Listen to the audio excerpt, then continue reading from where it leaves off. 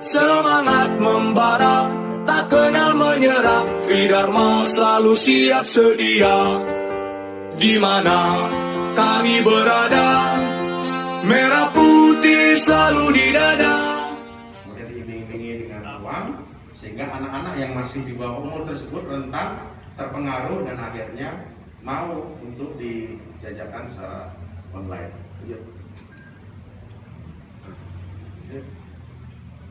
Ini barang buktinya, handphone yang digunakan untuk order ya, atau kemudian ada alat kontrasepsi juga.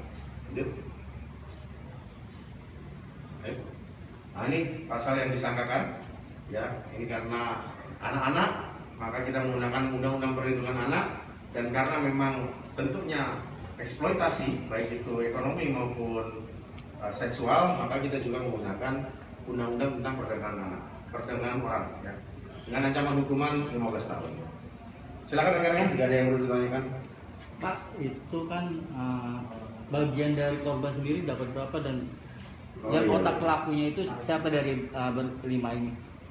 Ya, jadi karena pelaku 5 ada yang berperan. Kembali ke pelaku tadi. Ini yang menyewakan apartemen. Yang lain sama, menjajakan. Yang lain sama menjajakan atau menerima order, ya. Itu yang lain. Melalui aplikasi micet. Masing-masing ini terserah nih siapa ya. Ini mereka menjajakan. Nah, 250 sampai 750 itu merupakan tarif yang dipasarkan. Jika 250, maka mereka mendapatkan bagian 50.000.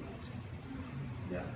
Kemudian ada satu sedikit potongan lagi dari tarif tersebut yang digunakan untuk menyewa kamar. Menyewa kamar beberapa jam atau satu hari ya, 300.000. Ya, menyewa kamarnya 300.000. Nah, kemudian jika tarifnya 750.000, maka mereka mendapatkan nominal yang lebih, bisa 150 sampai 200. Sisanya untuk anak-anak tersebut. Gitu ya. Kelima ini sudah berapa lama? Apa komplotan apa sudah lama bekerjasama atau gimana? Ya, mereka ini perkawanan yang cukup lama. Kita masih dalami rangkaian berikutnya. Apakah ada? Tapi sementara kita masih fokus rangkaian yang tersebut karena memang awalnya orang tua mencari anaknya. Alhamdulillah sudah bertemu walaupun dalam kondisi yang demikian. Tentu kita prihatin karena anak-anak kita terlibat atau masuk dalam kegiatan prostitusi online tersebut. Ada kalau dia mau jadi prostitusi online, mau menjadi ya awalnya sih mereka nggak paham, tapi kemudian diiming-imingi dengan termasuk busuk rayu dan lain sebagainya, akhirnya tergiur lah masuk akhirnya. kenapa dia mau katanya? Apa ada unsur paksaan atau itu Pak? Ancaman gitu. Ancaman. Kita dalami ya. Pak, untuk dari kelompok ini hanya 2 orang anak itu atau ada lagi Pak yang didapatkan? Ya masih kita dalami nih, karena sementara kita masih memfokuskan 2 anak ini. Tadinya malah 1, awalnya 1, tapi ternyata di dalam ditemukan 2. Awalnya 1 karena ada 1 anak yang dicari ibunya. Kita awalnya mencari anak yang hilang dulu awalnya.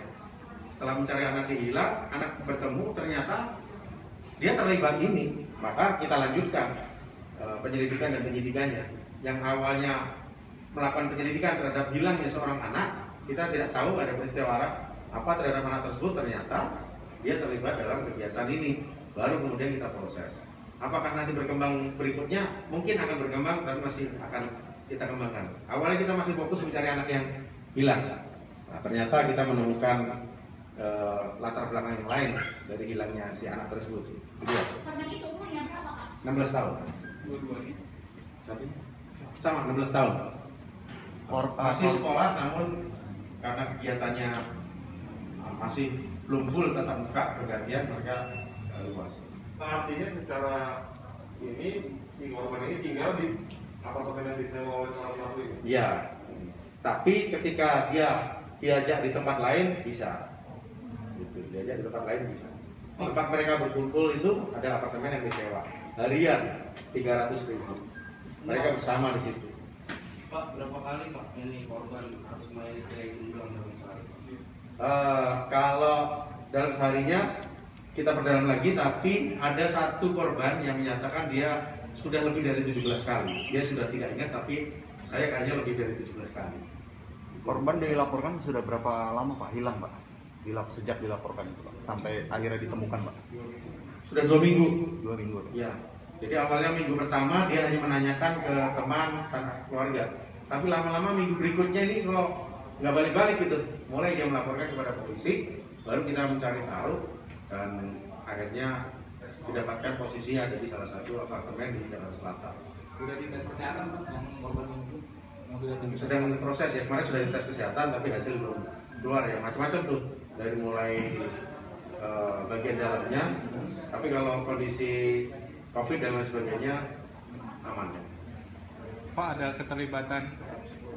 Nah, dan sekarang sedang dalam proses rehab psikologis ya, atas pengajuan dari penyidik. Ada keterlibatan pengelola apartemen atau pengelola mengetahui kegiatan prostitusi ini nggak Pak?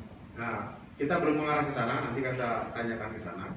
Tapi karena bentuknya adalah sudah menjadi kewenangan pemilik kamar untuk menyewakan, jadi sementara di situ saja.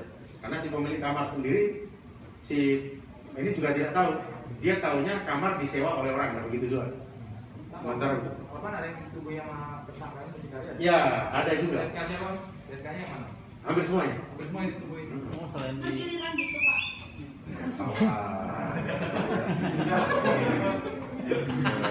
Ini Pak, Ceplosan.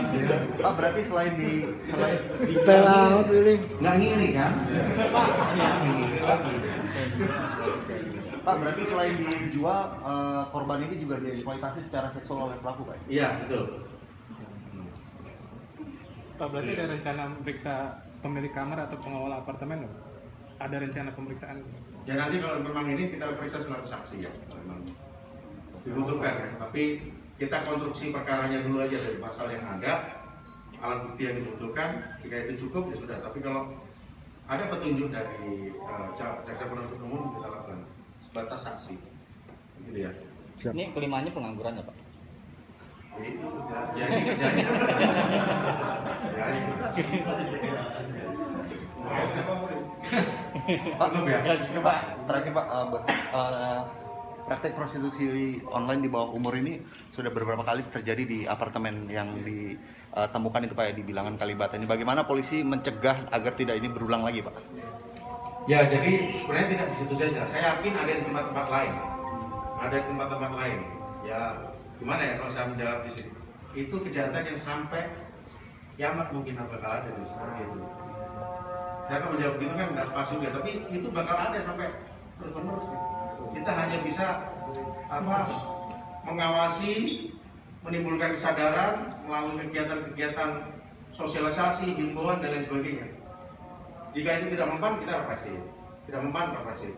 Tapi sampai kapanpun, menurut pendapat saya ini akan terus ada sampai hari akhir nanti itu seperti ini. Kita hanya saling membantu aja, saling memberikan informasi saja itu. Gitu ya. Kalau tidak mau pulang nama di bawah naungan Ibu Pertiwi, Tridharma tak pernah ingkar janji untukmu bangsa dan negeri ini. NKRI harga mati.